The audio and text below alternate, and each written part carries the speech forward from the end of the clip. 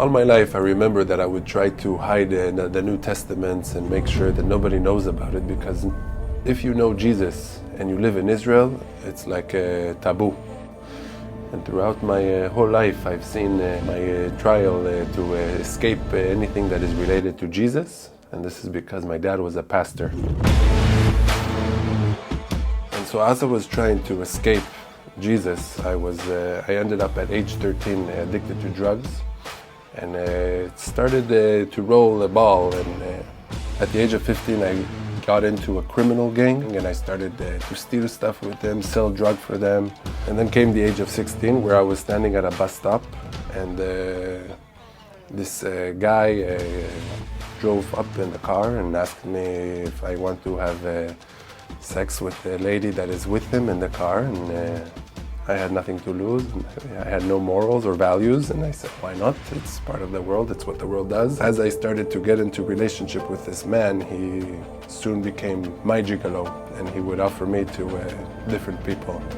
And so it brought this type of shame, because where I grew up and my reality were a lot of criminal gangs, and you have to be tough and strong, that was something that you don't do.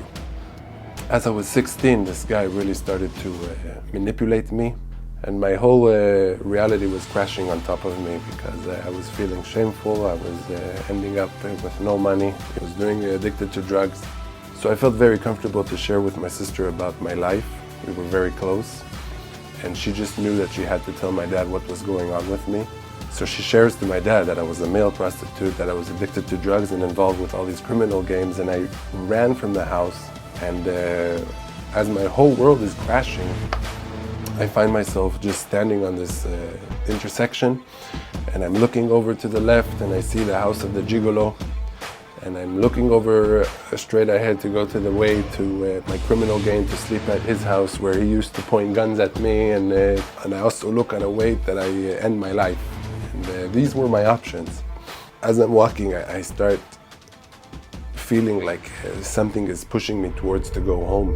I've went home many times before, and I got kicked out, and I have this shame, and that wasn't an option.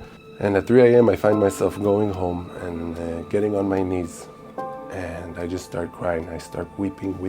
I have nothing left in me, and I knock on my dad's door, and he opens the door, and I say, "Dad, I need help."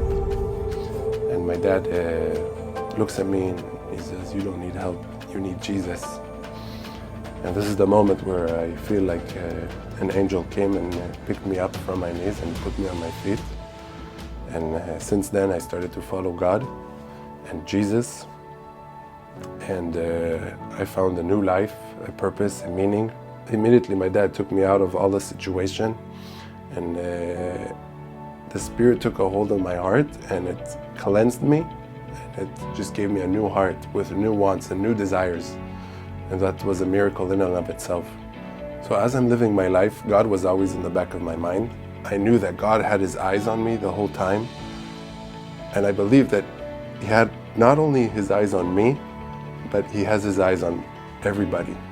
And I know that everybody who seeks God will find him. And that's a promise he will keep. And my story is a testimony of God's promise. So today I work with Jews for Jesus, and I found my passion in telling people that there is hope, a hope that I couldn't find in the worldly things. When I found Jesus, it was the most amazing experience that I could have had in my whole life. So I'm sharing the gospel with people, the good news, with people here in Israel, sharing with them that there is that hope we find in Jesus.